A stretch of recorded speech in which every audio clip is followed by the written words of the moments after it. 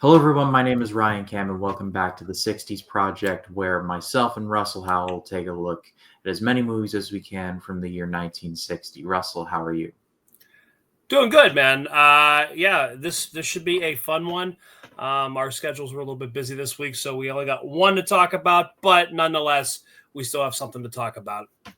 It's all kind of my fault. I promised in the tease in the last one that we were going to do this, Elmer Gantry, and Inherit the Wind. However, I only had time to watch one of these. So it's you'll appreciate the Dave Matthews reference. I ate too much, I drank too much, I won too much, and then a bunch of horns hit.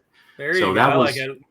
that was my week. So we will return to a somewhat normal schedule next time around, but regardless of that, we do have just the one to talk about. If you like the video, leave a like, subscribe. If you're listening on Spotify, we'd appreciate a 5-star and a follow if you are so inclined. But with that in mind, let's talk about the Gallant Hours. This was directed by Robert Montgomery. It starred James Cagney, and it is based on the true story of William F. Halsey Jr., and it covers a period about 8 weeks during World War II in which Halsey takes it to the Japanese in the Battle of Guadalcanal, which, for those not inclined on the history of World War II, in terms of naval battles, it was one of the ones where we had to win, and we won it. And I'll just leave it at that. James Cagney was like a big time actor, like back in the day. Like, he starred in quite a few things you've definitely heard of.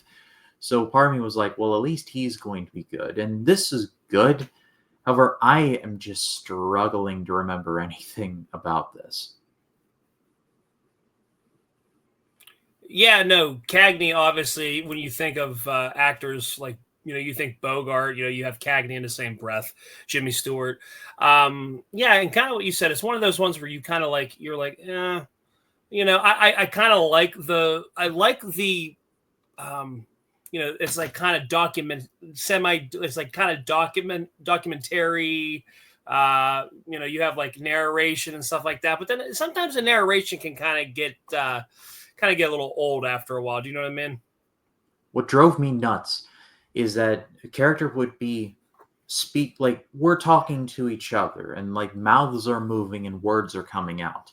In the movie, you see people speaking, but then the narration talks over them. So Yeah.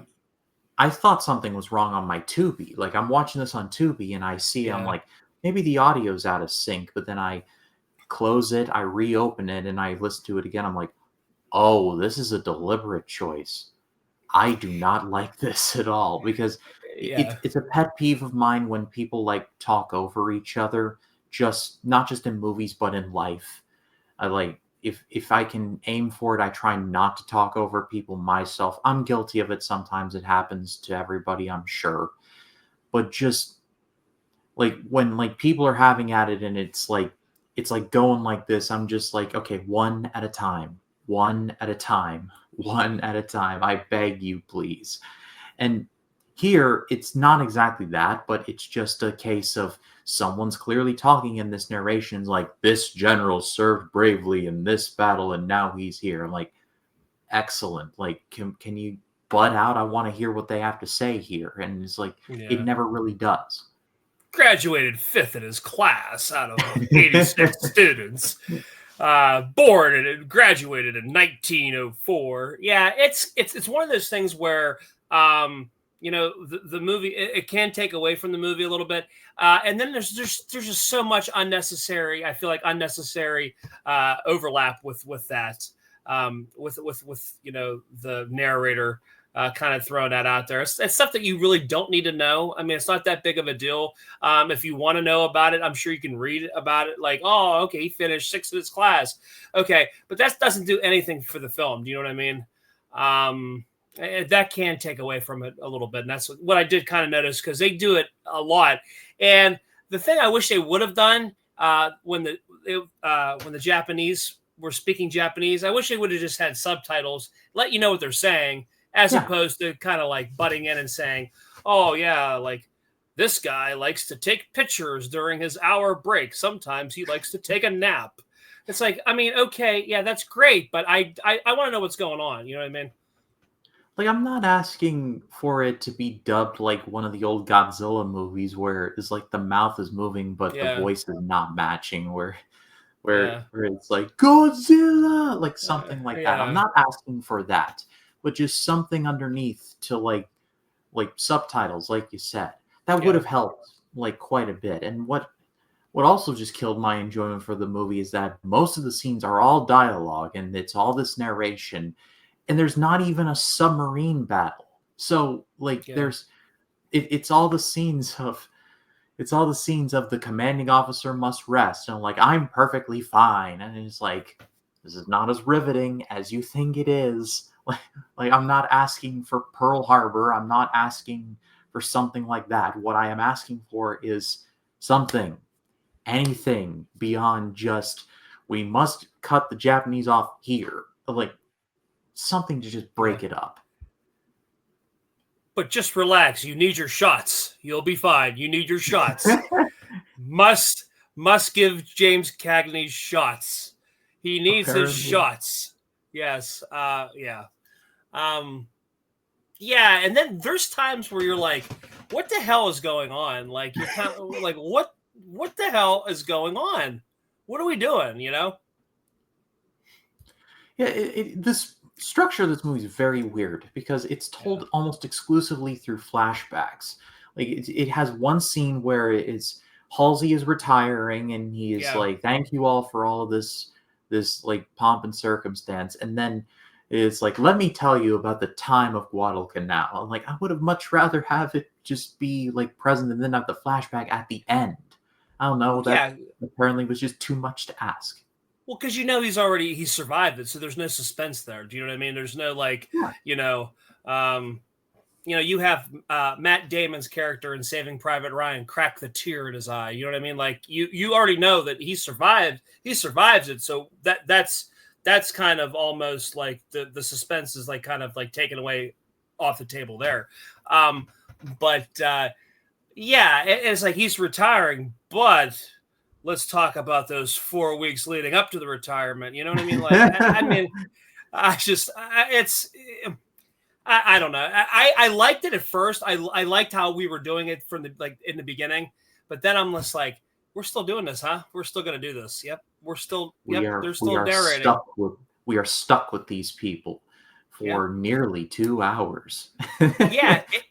Yeah, and it's like it's one of those things where it does get kind of boring, because you're like, yeah, okay, we're still doing the narration. Yep, okay, we're gonna continue to do that. Okay, yeah, I don't know. And like I said, it just it's very much like one note of like these people are talking in rooms and like rooms on a submarine and no less. I'm not asking for Hunt for Red October. I'm not asking for K-19 the Widowmaker. But Yeah, I mean, you can do like a U-571 or like a Run Silent, Run Deep with Clark Gable and Burt Lancaster. That's a deep cut that two of you will recognize. But like you can like mix in a couple of action scenes in there. It doesn't have to be a ton. Just like it's Guadalcanal. It's not like a small battle no one knows about. It's like yeah, one of the bigger naval battles of the war. And I'm a bit of a World War II buff, so I know this. So it just felt weak. It like just to have people talk about it and actually instead of actually doing it. And maybe it was a budget thing. The I couldn't find a budget number here, so unfortunately I can't like speculate on what the budget might have been. But like surely I guess it was just out of the question for them to like film a ship blowing up or something. yeah, yeah. I mean, I did appreciate. I kind of like the what was it like? Almost like that chorus or whatever the choral uh ensemble there with the score. I did kind of like that. I thought that was kind of like it felt very like grandiose. I thought, you know what I mean, on a grander level. Yeah. Kind of what you said. I feel like this film kind of just is like, yeah, but James Cagney needs his rest. He's been up for 27 hours the Japanese want you to.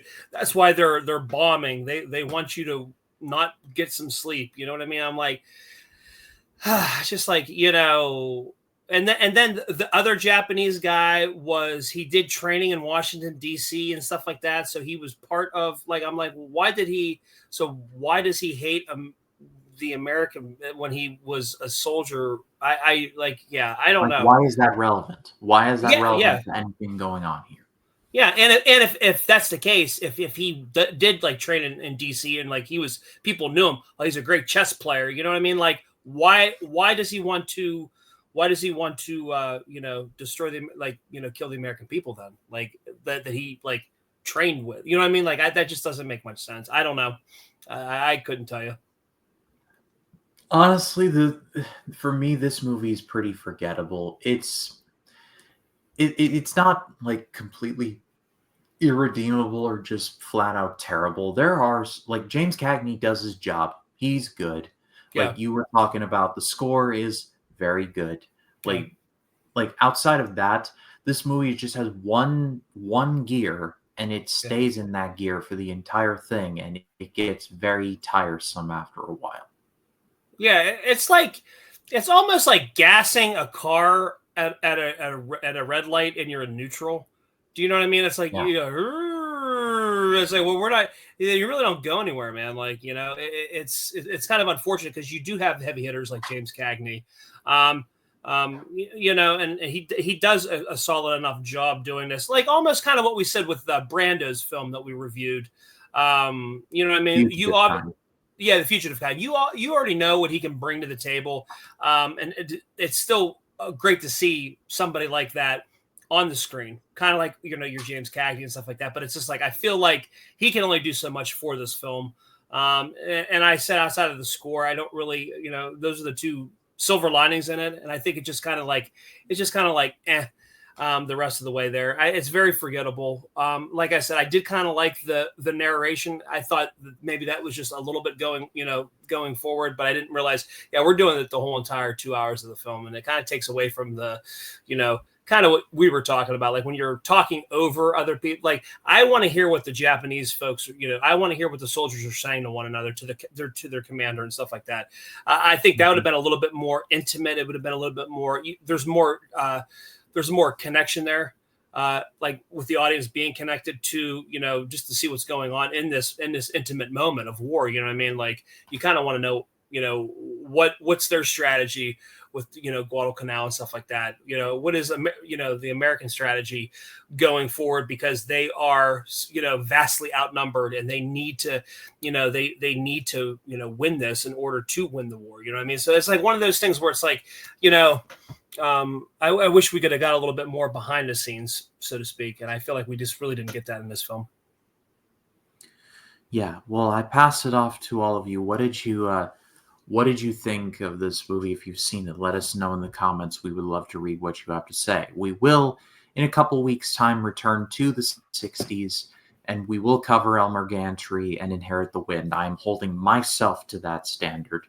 And then, just to round out the three, and I'm so happy that we're finally going to be talking about it, because the guy that directed this film actually passed away last year, and he's a true legend in every sense of the word.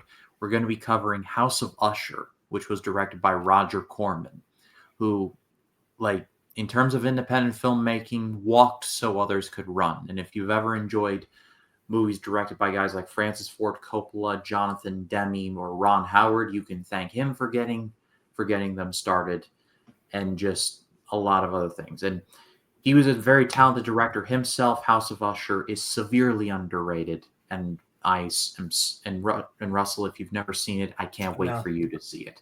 No, I'm looking forward to it, because obviously you hear a lot of good things about that film, so I'm looking forward to it as well. Let's just say, if you like Vincent Price, then you're going to love this one. Should be good. But thank you all so much for watching or listening. Russell, it's a privilege to do this with you every Friday. Tell the people where they can find you.